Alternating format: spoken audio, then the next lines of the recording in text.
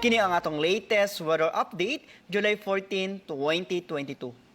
Ang low pressure area natong gimonitor na ana sa 185 kilometers sa may kasadpan, amihanang kasadpan ng Itbayat, Batanes. Padayon kini nagpalayo sa atong Philippine Area of Responsibility ug still less ang chance gihapon kini ma-develop na bagyo or tropical depression in the next 24 hours.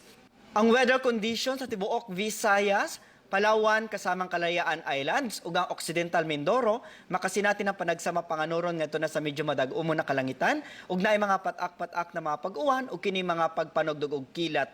Padayon ta mag-monitor sa ta mag-i-issue ng mga thunderstorm advisories.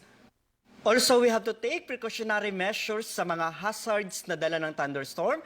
Una ng lightning ug thunder, kusog na hangin, kusog na mga pag-ulan na posible mga flash floods or landslides, ilabi na sa mga vulnerable areas.